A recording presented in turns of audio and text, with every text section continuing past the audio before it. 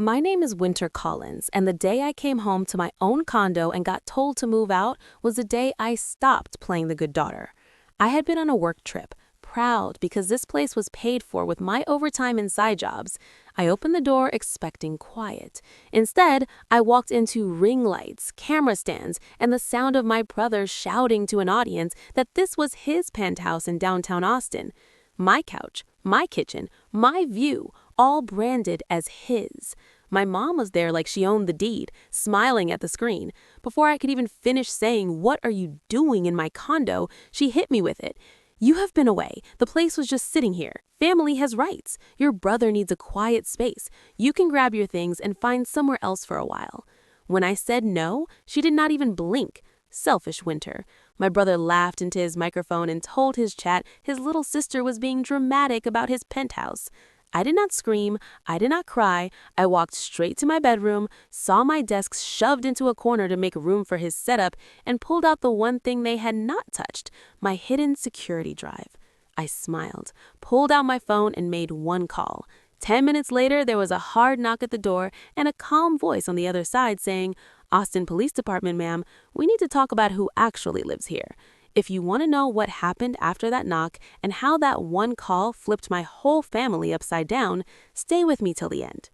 When the cops stepped in, my brother was still live. His chat went nuts the second two uniforms walked through the frame. He tried to play it off, laughing like it was a prank, but one officer asked him to mute the stream and the other turned to me. "Ma'am, do you live here?" I handed over my ID and condo registration before my mom could open her mouth. The officer glanced at the paperwork, then at me, then at Logan. "So, you are Winter Collins, the owner, and you did not give permission for all of this." My mom jumped in then. "Officer, this is a family thing. My son is just staying here," she said, all polite. "We are just helping each other. No big deal." The officer looked around at the ring lights, the stacks of merch, the whiteboard with content goals plastered across my wall. He told them flat out, "This looks like a business setup in a residential condo, and that if I, the owner, had a problem, they needed to fix it." He said it was mostly a civil issue, but he logged the complaint and warned them that any more noise or trouble and building management could escalate. After they left, my mom turned on me in the hallway. "Happy now, Winter? You embarrassed your own family in front of the police." I just said, "I am changing the locks. You have until tonight to get out." Then I did exactly that. I had the smart lock company on speed dial, and within hours, Logan's access code was dead, and my phone was the only one that could open the door. That night, I got the group text, "Family meeting, your condo tomorrow. No excuses." The next day, they showed up like it was some intervention. My mom, Deb, marched in first with a binder like she was about to pitch me a real estate deal. My dad, Gary, followed, hand in his pockets, doing that fake calm thing he does when he wants to manipulate a situation. Logan came last, no camera this time, but still dressed like he was about to film a sponsorship. My mom spread some printouts on the kitchen island. Airbnb listings, temporary rentals, ideas for me. "So here is what we think makes the most sense," she said like it was already decided. "You are traveling so much for work, Winter. You do not really need to be in the city all the time. There's a cute little furnished place in Round Rock you could rent for 6 months. Cheaper, quieter. Logan can keep using the condo downtown for his content. It is good exposure for the family." My dad nodded. "This streaming thing is real money now. He's about to sign with a travel brand. If he looks stable, successful, it helps everyone. You can come back on weekends. It's just for a while." I stared at them. "You're seriously asking me to move out of my own home so your golden boy can look rich on the internet?" Logan rolled his eyes. "It's not that deep, Winter. The condo was sitting empty. I turned it into something valuable. Family has rights, remember?" When I didn't answer, he smirked. "Chat loved it, by the way. Penthouse content is killing." I pulled out my phone and opened his latest video. He had done a tour of my place, calling it "My Penthouse in Downtown Austin," "My Skyline View," "My Office," "My Bar." He never mentioned my name. He told people he had bought the place with ad money. My stomach turned. I zoomed in on one frame and showed it to them. "See this envelope on the counter? That's my bank statement." My mom brushed it off. "Details. We're building something bigger here. You always said you wanted us to be okay." This is how. I laid out photos I had taken that morning. Scratches in the hardwood from his equipment, coffee stains on my leather couch, adhesive marks on the wall where he'd ripped off panels to hang a giant neon logo. I pulled out an email on my phone from a bank I didn't even use. "Welcome to your new business checking account, Winter Collins." Only the account number was not one I recognized. Logan's face flickered for half a second. I kept going. "I know you used my full legal name and this address to open accounts, to sign up for donation platforms, maybe more." He tried to laugh. "It's just paperwork. You know how these platforms are. I just needed something verified. You hardly even live here." I didn't trust myself to speak anymore, so I wrapped it up. "You have 24 hours to get every piece of your gear out of my condo.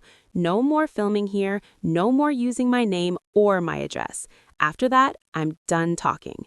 He scoffed and stormed out, my parents trailing behind him, still muttering about me ruining everything.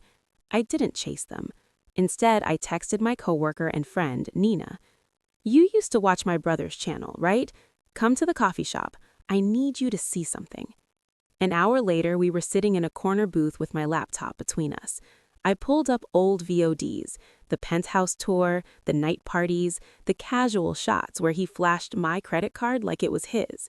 Nina watched as he ordered takeout, my name half visible on the receipt, as his chat spammed rich life and goals. Her face fell. "I thought he was grinding and traveling and hustling," she said quietly. "I didn't know he was just draining you." I felt something inside me click into place. That is when I started saving timestamps, screenshots, anything that showed where my money and my name had gone. Was trust dying because of all these little cuts over years, or because of this one massive betrayal laid out on a screen in front of me? I was not sure yet, but I knew one thing. My family still believed I would cave like always. They had no idea I had just started building a case. The next morning, I met Na again at my place with 2 coffees and a shared sense that this was bigger than family drama. We hooked my laptop up to the TV and opened every security clip, every VOD, every little piece of footage I had. At first, it was just annoying things. Logan and his friends screaming at 2 a.m., music blasting, them dancing on my couch with pizza boxes everywhere. Then it got darker. Clips of him flipping through my mail on camera like it was a prop, a delivery guy handing over packages addressed to Winter Collins, while Logan joked, "When you're a creator, boxes never stop coming." There was a night where he poured shots on my kitchen island, shouting to chat, "This is what a real penthouse party looks like," while a neighbor knocked on the door, complaining about the noise. He told chat the neighbors were jealous. Another clip showed my mom walking friends around the condo in the middle of the day, talking about it like a shared family asset. "This is our downtown place," she told them, gesturing to my view. "Logan uses it for filming, but it is basically our investment property." Na reached for the remote and paused on a frame where my open laptop sat in the background, my employer's logo clearly visible on the screen. "If one of your clients saw this," she said quietly, "they would think you were the reckless one." My phone buzzed just then. Unknown number. I answered on speaker. "Hi, is this Miss Collins? This is Monica Hernandez with Building Management. We need to speak about your unit." My stomach sank. "Yes, this is Winter. I am at the unit now." She told me to come down to the office. When we got there, Monica had a folder on her desk thicker than my patience. She slid it across to me. "Noise complaints from your floor and the one below. Reports of filming in the hallway. A note about multiple strangers with cameras buzzing other units by mistake. Photos from the overnight security guard showing a ring light setup visible from the hallway." She tapped a page near the back.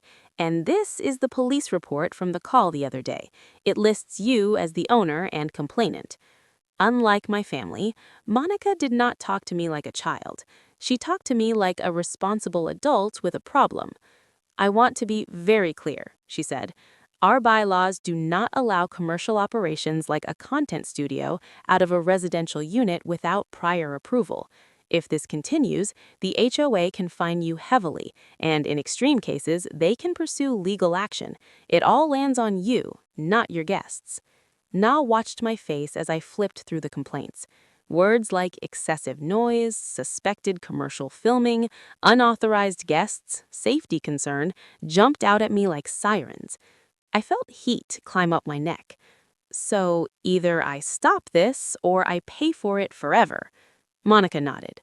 I know it is complicated when family's involved, but I need you to understand the board only sees your name. I signed a form acknowledging I had been warned and promised there would be no more filming or parties. The second we stepped out, I called my mom on speaker. You knew there were complaints, I said. Security talked to you. Why did you not tell me? She sighed dramatically. Winter, it was just a few knocks on the door. People are sensitive. We handled it. You are blowing this out of proportion. I stared at the HOA letter in my hand. They sent police. The building manager has a file on me. This is not a small misunderstanding. My dad chimed in from the background. Look, kiddo, this can all be fixed. Once your brother's deal goes through, we can help you with fees if there are any. Don't nuke the golden goose over some paperwork. That line hit me harder than all the insults. I hung up mid-sentence. Na raised an eyebrow. They really think you're the one who has to bend. I exhaled a shaky laugh that did not feel like a laugh at all. They always have. Not this time. Back upstairs, we went back to work. I made a spreadsheet because that's what a cybersecurity engineer does when her life turns into a breach. Dates, times, dollar amounts, Uber Eats charges that were mine on paper but not in reality, streaming donations hitting accounts opened under my name, brand emails referencing the condo as his asset, clips where he lied about ownership, every incident that could show a pattern, not just a bad week. Now watch me type. You know, this is starting to look like more than just a family argument, right? She said, this is fraud, identity theft. You cannot talk them out of this. You need someone who speaks lawsuit. I looked at the pile of evidence on my screen and the folder from Monica on the table. For once, I did not feel crazy or overdramatic. I felt like the only sane person in a family that had decided my life was theirs to monetize. I opened my browser and typed in 3 words I never imagined I would need. Identity theft attorney Austin. As the search results loaded, I felt something in me settle. I was done begging my family to respect me. I was about to let the law explain it for me. The first lawyer I called did not pick up. The second had an assistant who sounded bored. The third, a guy named Daniel Reed, who specialized in civil litigation and identity theft, answered himself. I gave him the 2-minute version on the phone, expecting him to brush me off. Instead, he said, bring every document and video you have, today if you can. His office was in a glass building not far from my own. I sat across from him with my laptop open, the HOA folder on the table. A stack of printed bank emails fanned out between us. He watched the clips in silence, rewinding when Logan flashed my mail, pausing when he claimed on camera that he had bought the condo with his sponsor money. When we got to the part where the bank welcomed me to a business account I had never opened, Daniel leaned back in his chair. Winter, he said slowly, this is not just your brother crashing on your couch too long. This is unauthorized occupancy, misuse of your property, and misuse of your identity for financial gain. That is the polite way to say fraud. My stomach nodded, even though I already knew it in my bones. What do? I asked. He picked up a pen. First, we document everything properly. He started a list as he spoke. On the civil side, we file a complaint for damages to the condo and wrongful use of your home as a commercial set. We send a cease and desist letter demanding he stop using your name, your address, your image, and your property in his content. We include your parents because they clearly facilitated this. On the criminal side, we alert the bank and platforms that the accounts were opened under false pretenses, and we send a letter to any brand he has lied to using your condo as his asset. I swallowed. That sounds nuclear. Daniel met my eyes. Your family lit the fuse when they decided your life was a prop. You were just choosing not to stand in the blast zone. He drafted the letter while I watched, his language precise and cold. By the time I left his office, Logan and my parents each had an email and a physical copy on the way, laying out in black and white what they had done and what would happen if they did not stop. There was one more thing, Daniel said as I was about to walk out. Given the police were already called and given the level of hostility in some of these clips, I am going to petition the court for a temporary protective order. It will say he has to stay away from you and your condo.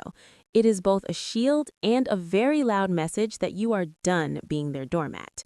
2 days later, I found out what that looked like in real life. I was working from home when there was another firm knock on my door. I looked through the peephole and saw a sheriff's deputy standing there with a clipboard. My heart pounded, but I opened it. "Miss Winter Collins?" he asked. "Yes." He handed me a packet and explained in calm, measured tones that the court had granted a temporary order. Logan was prohibited from coming within a certain distance of my unit and from entering the building at all. The deputy also had a copy for him.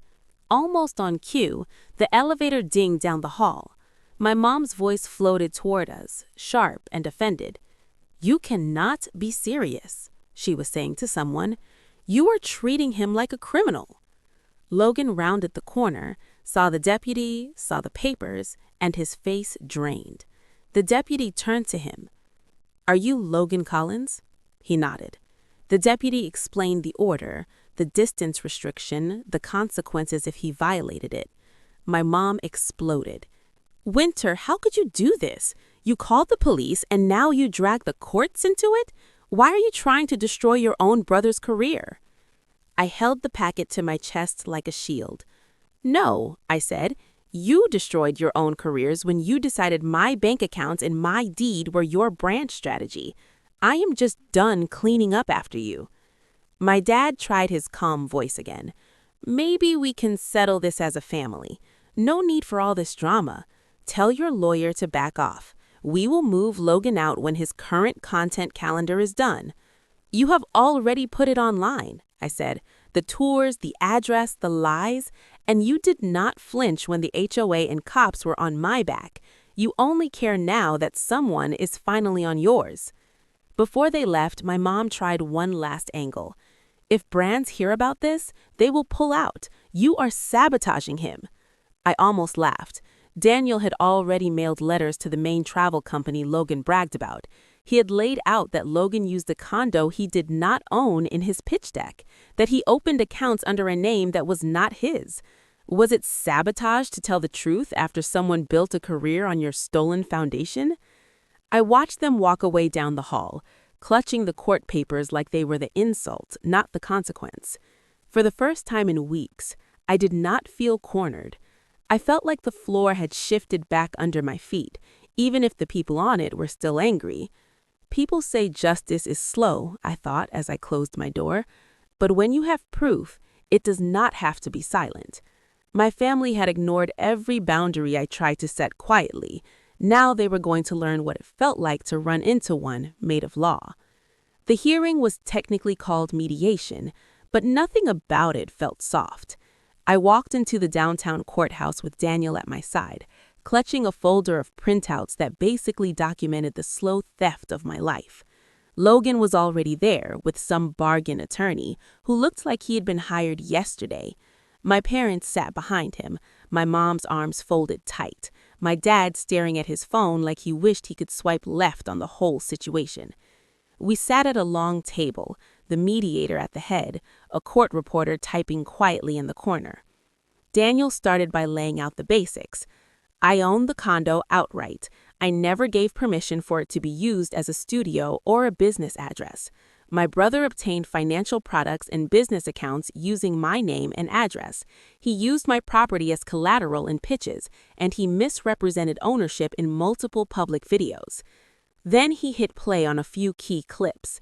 Logan striding through my living room, telling viewers, "Welcome to my penthouse in downtown Austin."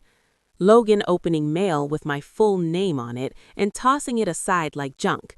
Logan holding up my credit card, laughing about how the bank does not know what to do with all this creator money. The mediator's eyebrows inched up a little higher with each video. When it was their turn, Logan's lawyer tried hard to spin. "This is a misunderstanding within a family," he said. "My client believed, based on conversations with his parents, that the property was a shared family investment. He used some imprecise language online, but there was no malicious intent." Logan chimed in, sounding more sulky than sorry. "It is just content. People exaggerate. Everyone in this space does." The mediator looked at me. "Miss Collins, how has this impacted you?" I swallowed. "Financially," I said, "I am looking at thousands of dollars in damage to my unit, plus potential HOA fines, plus the risk that my employer or client see these videos and think I am the one hosting wild parties and filming brand deals out of my condo. Legally, my name is now tied to accounts I did not open. Emotionally, I sleep in a place that strangers online think belongs to someone else. My own family treated my home like a set and my bank account like a donation link. I am the only one on the paperwork, but somehow I am the last person they considered." Daniel slid a document across the table. "This is a preliminary accounting of the damages," he said. "Cost to refinish the floors, professional cleaning, repainting, replacement for items beyond repair, estimated attorney fees. We are seeking full reimbursement. Additionally," he turned to Logan's side, "your client will agree in writing to cease using any image, video, or description of Ms. Collins's property, name, or identity in his content or business paperwork, and he will cooperate in correcting any false filings with banks and brands." Logan scoffed. "I do not have that kind of money. You were trying to ruin me." Daniel did not blink. "You ruined yourself when you built a business on something you did not own. This is just the bill." As if on cue, Logan's phone buzzed on the table. He glanced down and his face went pale. My mom whispered, "What is it?" His lawyer asked for a short break. When they came back, the lawyer spoke in a lower, tighter voice.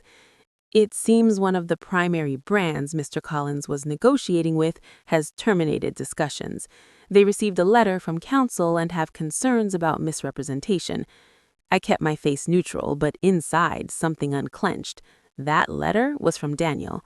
There was also another email. Apparently, a second brand that had already paid a deposit was demanding their money back, citing a morality clause and the police involvement at the condo. The mediator cleared his throat. "Given these developments, it may be in everyone's best interest to reach a structured agreement quickly." In the end, the terms were simple on paper, but heavy as stone. Logan had to vacate any claim to my condo, on camera and off. He had to pay for the damages in installments, plus a portion of my legal fees. He had to sign documents admitting he had opened accounts using my name without consent. The mediator also noted that the case file would be sent to the district attorney's office to decide if criminal charges were appropriate for the identity theft portion. My parents were listed in the civil agreement as parties who had benefited from the misuse of my property and could be pursued for part of the damages if Logan defaulted. When the mediator asked if I agreed, I thought about being a kid, paying for my own school supplies while my parents threw parties. I thought about buying my first used car with savings while they co-signed a nicer one for Logan. I thought about walking into my own home and being told to move out. I signed. My mom grabbed my arm in the hallway afterward. "Winter, you cannot really mean to make him pay all of that," she hissed. "He will be ruined." I gently pulled away. "He is not being ruined," I said. "He is being required to pay for what he broke and what he stole. There is a difference." My dad tried the soft approach. "We might have to sell the house to help cover some of this. Is that what you want, to hurt us too?" I looked at them. Really looked. For once, I did not fold. I did not offer to fix it. I just said, "What I want is to not be the only one paying for everyone else's choices anymore." A week later, Na sent me a link. Logan's follower count was dropping fast. Comment sections filled up with people asking why the penthouse content disappeared and why he had been streaming from a bare room with a mattress on the floor. Word travels in creator circles. Brands are skittish. Once fraud and police reports enter the chat, collaborations dry up. I watched his latest video in silence. No neon sign, no skyline, just a guy in a cramped space saying he was taking a break to figure things out. For the first time since this began, I let myself feel something close to satisfaction. Imagine watching the same people who called you selfish for protecting your own home finally face a fraction of the consequences they tried to dump on you. Would you feel guilty? Or would you just, for a moment, feel like justice actually existed? The day Logan handed me the first check felt less like a victory and more like a weird, quiet funeral for the version of my family I used to pretend we were. It happened in Daniel's office, not in a house or a restaurant or a cozy living room like some movie about reconciliation. Just fluorescent lights, a conference table, and a stack of legal pads. Daniel sat at the head, flipping through paperwork. A probation officer was there too, leaning against the wall with a tablet. Logan walked in last. No flashy clothes, no camera bag, no neon sneakers, just a wrinkled button-down and eyes that looked like he had not slept in a while. He sat across from me, fingers curled around a cashier's check so tight his knuckles were white. The probation officer spoke first, going through the terms like he had done this 100 times with other people. Logan had taken a plea deal on the identity theft charges. He avoided jail, but he was on probation for the next 2 years. He was required to pay restitution to me in scheduled amounts. He had to perform community service. He could not open any new financial accounts without approval. He could not use anyone else's name, address, or property in his business or content, not even with so-called verbal permission. Any slip, and the deal was off. Logan slid the check across the table without looking up. "This is the first payment," he muttered. "Don't spend it all in one place." The old me would have snapped back, would have tried to win the last word. Instead, I just picked it up, checked the amount, and handed it to Daniel. He copied the details, marked it as received, and filed it away like it was any other line item in any other case. Eventually, Logan lifted his eyes to mine. "Winter," he said, and for once there was no performance in his voice, no audience to impress. "I know you think I'm a monster. I did not set out to steal from you. I just wanted to look successful so bad that I stopped caring what I was standing on. I thought you'd be fine. You were always fine." The thing is, that was exactly the problem.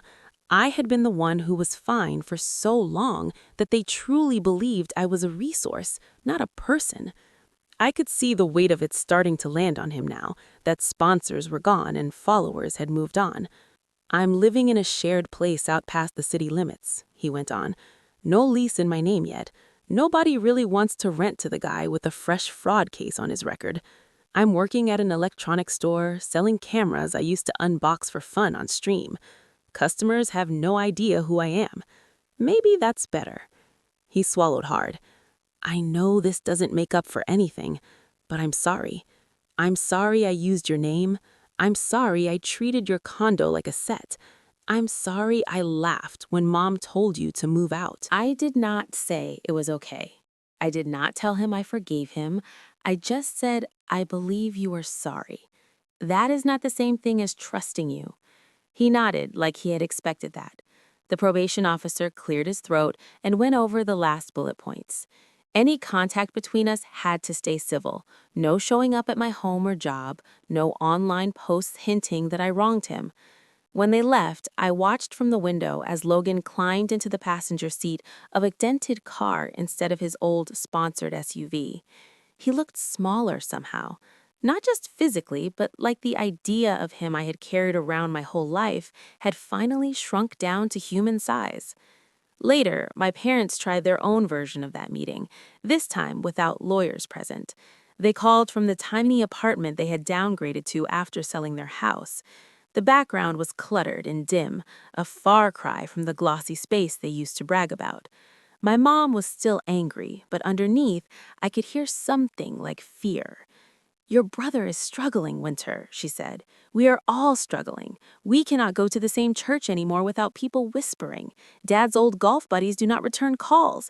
This followed us." I almost reminded her that they were the ones who tied their image to his fake success, that they had chosen the pedestal he fell from. Instead, I said quietly that I was sorry they were hurting, and that I hoped they would figure out how to rebuild without using me as the foundation next time.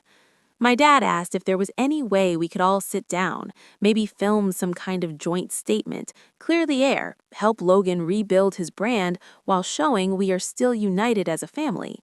He framed it like a healing thing, but I heard the old pattern underneath. Turn our pain into contempt, turn my boundaries into a storyline. I told him no. No cameras, no statements, no public narrative where I am the villain who forgave too late or the saint who forgave too early. If there's any rebuilding, it happens off screen. He did not like that answer. My mom accused me of clinging to resentment, of choosing pride over family. Maybe from the outside, it did look like pride. From the inside, it felt like survival. Some people only realize they have gone too far when the judge signs the papers and the sponsors walk away. Some only cry when the cameras are off and the handcuffs stay on someone else's belt but do not feel far anymore. When those same people finally come to you asking for one more chance, one more compromise, one more time you put their comfort above your safety, do you open the door again, or do you finally, fully choose your own peace? A few months later, my condo finally felt like mine again. The neon reflections were gone from the windows at night. The walls were repainted, the hardwood floors refinished, the dents and scratches erased. I upgraded my security system, not because I was afraid of strangers, but because I had learned the hard way that sometimes the real threat comes with a spare key and your last name. My days went back to something that looked normal on the outside. I worked my cybersecurity job, grabbed tacos with Nina after late releases, went to yoga on weekends. But inside, things were not the same. And honestly, that was the point. One night, Na and I were on my couch, the new one that did not smell like spilled energy drinks. I told her I had written everything down, not for a lawyer this time, but as a long anonymous post on a forum where people share stories about toxic families and financial abuse. I changed the names and the city, but the bones were the same. My brother taking my condo, my parents defending him, me finally choosing myself, and the legal mess that followed. I hit post and closed my laptop, not expecting much. A few days later, I checked back. There were hundreds of comments. People saying things like, "I thought I was the only one," or "My parents did this with my credit when I was 18," or "I needed to hear that it is okay to say no, even to family." Nobody knew it was me, but they knew the feeling. Somehow, that was enough. I did not respond to Logan's occasional texts. I did not block him, but I kept my answers short when I replied at all.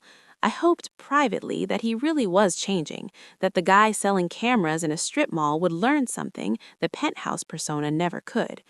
As for my parents, our calls were less frequent and more honest in a strange way. When my mom tried to slip back into old guilt tricks, I did not fight or explain. I simply ended the call and picked it up again another day, on my terms. I stopped auditioning for the role of good daughter in a play that had never been written for me. Sitting on my balcony one quiet morning, coffee warm in my hands, I looked out at the Austin skyline and realized something simple and heavy. Family is not a free pass to your life. Sharing blood does not automatically give anyone rights to your home, your money, your future, or your sanity. Love without respect is just control dressed up in prettier words. People online love to say family is everything, but they never finish the sentence. Family is everything when they act like family. When they do not, you are allowed to step back. You are allowed to draw a line. You are allowed to say this is mine and you cannot have it, even if they do not understand. I am not here to tell you that cutting people off is easy or that going to court against your own brother will not keep you up at night. It will. I still have moments where I miss the idea of us I carried in my head, but every time I unlock my door and step into a home that is peaceful and truly mine, I remember why I did it. Boundaries are not a betrayal. Sometimes they are the only way to protect the part of you that still believes you deserve better. And if you ever find yourself standing in your own doorway being told to move out of the life you built, I hope you remember this. You are not selfish for saying no. You are not cruel for choosing your safety over someone else's comfort. You are allowed to keep what you worked for and to walk away from people who treat your trust like free content. If you had to choose between